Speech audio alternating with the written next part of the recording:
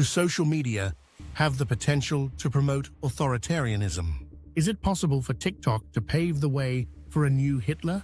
In this episode, we will discuss how technological changes, particularly social media, are not merely technical. They also bring changes to our minds and often our hearts, shaping our worldview in profound ways. Today, social media is the primary platform where young people engage with little knowledge of any alternative modes of existence. Our central question is whether this technology, along with its methods of communication and information dissemination, poses significant problems. Some commentators even argue that smartphones could lead to the emergence of another dictator. There are 5 reasons to be concerned about smartphones. For some time now, we have understood that changing technologies, tools and approaches to navigating the world profoundly alter us on a deeper level. They influence our thoughts and ways of thinking. Tools are extensions of our minds, and our minds adapt to them.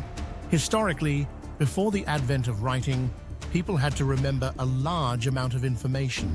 When writing was introduced, Plato feared that people would lose their memory because they would rely on written texts. While his fears did not materialize, the development of writing inevitably changed our worldview and cognitive processes. Thus, just as the transition from oral communication to writing transformed our thinking, the current use of smartphones and social media is doing the same. The answer is a resounding yes. This change is even more captivating for our minds. Paper has become less stimulating compared to the exciting computer games and movies that are now at our fingertips. Short, emotional videos can evoke strong feelings within us. Jonathan Haidt, in his book, The Anxious Generation, describes how smartphones can act like a needle, allowing us to dose ourselves with a constant stream of information. The influence of smartphones on young people has been immense, often with negative consequences. Haidt argues that the rise of smartphones, combined with high-speed internet from 2007 to 2010, led to a mental health crisis characterized by a dramatic increase in suicide attempts among young people.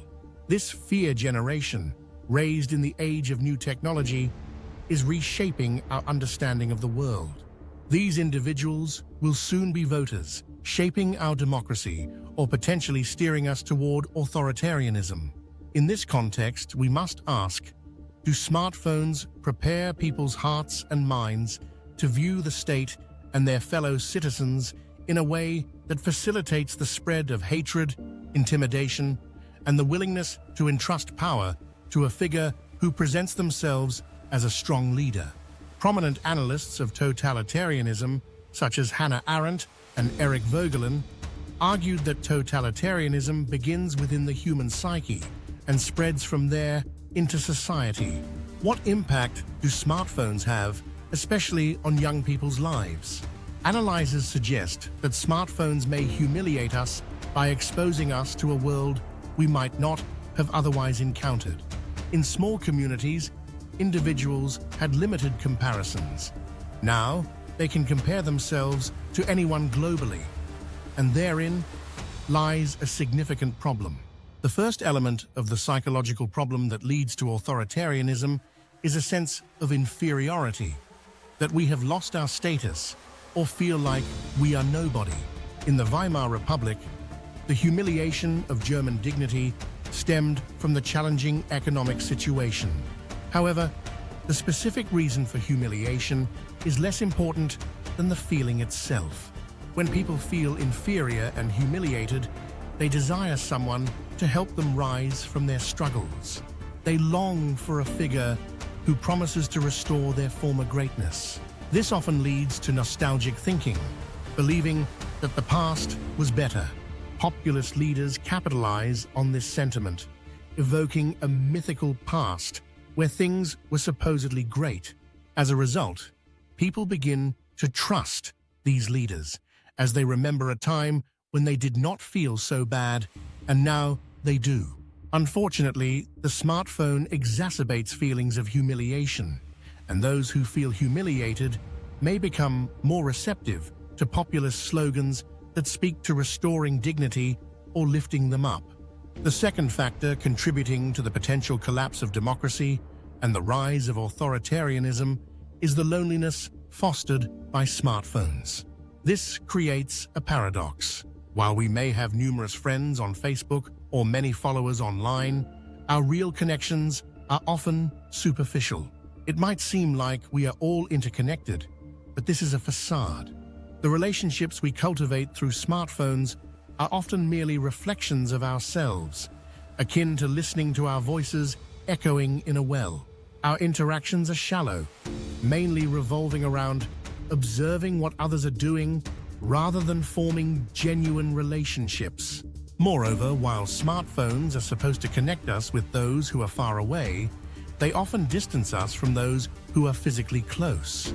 In everyday interactions, we might only see the top of someone's head or a glowing screen in their hands, losing sight of their true presence.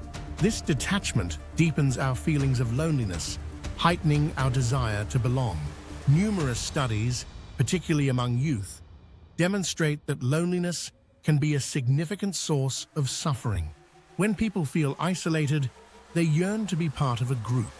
Populist leaders exploit this longing, offering a sense of belonging to a larger national community. They encourage participation in rallies where individuals can march alongside others, sing communal songs, and chant together. This illusion of connection provides hope that they will finally be part of something greater than themselves. As Wilhelm Reich noted, this desire for unity can lead to totalitarianism, characterized by social masochism, a craving to be immersed in a cause or community, even one that is fabricated. By fostering loneliness, smartphones create a barrier that disconnects us from one another, ultimately making us more susceptible to the allure of populism. The third reason smartphones can be dangerous is that they diminish our sense of agency. When we passively watch others score goals, win talent shows, or perform impressive feats, we don't engage in those activities ourselves. Instead, we simply observe and internalize the belief that we will never achieve such greatness. This can lead to feelings of humiliation as we compare ourselves to those who seem perfect, doing wonderful things. Watching life unfold without participating encourages passivity. In this state of reduced agency, we may start to admire those who display agency or who pretend to have it. Additionally, we can become fascinated by displays of violence and power, often gravitating toward populist figures who promise to rescue us from our stagnation. The fourth issue that smartphones contribute to is this lack of agency. When we only observe spectacular achievements and come to feel incapable of achieving anything ourselves, we develop a sense of helplessness. Research shows that many young people believe they have no influence over their reality, which can lead them to admire individuals who claim they will change that reality for them. This dynamic is how populists and autocrats operate. The psychological impact of smartphone use can weaken democratic values and increase the risk of authoritarianism. A contributing factor to this issue is the way smartphones prioritize images over words. By focusing on visual content, we encounter the world primarily through images rather than through reading. In the past, engaging with literature required us to process words into mental images, allowing us to form our interpretations of characters and events. Today, reading has become less necessary. The smartphone relies heavily on images to communicate, which can inhibit our imagination. Anthropologists note that our communication methods are moving away from traditional literacy. We now interact with more concrete and emotional imagery rather than abstract writing. The smartphone's most significant feature is its ability to evoke emotions in us through visuals. For example, describing a car accident is far less impactful than showing a picture of it. The visual representation elicits strong emotions that are challenging to replicate through mere description.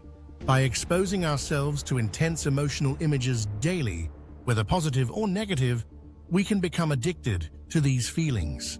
Subsequently, when we step away from the smartphone world, we might find the real world dull and unengaging. Reading prompts abstract thinking and allows us to grasp systemic concepts, while viewing images tends to create direct emotional responses.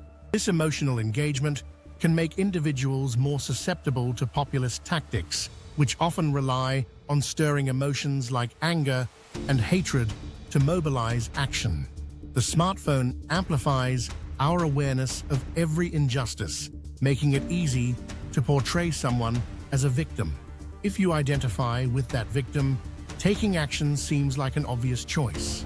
The focus on specifics and emotions lays the groundwork for populist movements, which pose a significant challenge to society. The fifth negative feature of a smartphone is its presentation of a world that lacks an orderly narrative. This reflects the crisis of narrative that philosophers often discuss.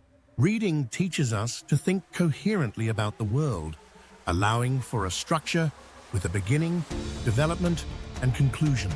When telling a story, we focus on the most important elements and skip the less significant ones.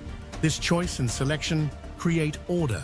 In contrast, internet reels lack a clear beginning, middle, or end. Movies in reels are disconnected, presenting only chaotic emotions. For those raised on stories, a sense of narrative and order feels natural. However, for individuals who have spent their entire lives consuming fleeting videos, thinking in an orderly manner becomes quite challenging. This lack of narrative thinking may be one reason many young people feel a lack of purpose in life. Understanding purpose requires thinking narratively. It's difficult to organize one's life without this kind of structured thought, contributing to our tendency to live in an eternal present. We often neglect to consider how the past influences the present and how both impact the future. Instead, we focus solely on the here and now, experiencing life moment by moment.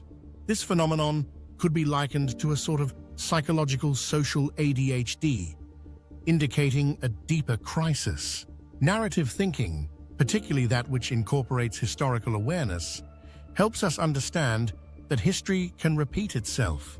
This awareness directs our actions to prevent past mistakes. Without a narrative framework to think about the past, present, and future, we risk experiencing repeated negative experiences. George Orwell's Ministry of Truth illustrates how changing the past can create a distorted version of reality. When we possess a clear understanding of history, it becomes more challenging to obscure it. Thus, the absence of memory, narrative, and orderly thinking makes us more vulnerable to the dangers of authoritarianism. This lack of structure contributes to a chaotic world. The more chaotic our environment becomes, the more likely it is that someone will seek to impose order through force, leading to the rise of populism. In summary, smartphones degrade our dignity, induce loneliness, and strip away our agency.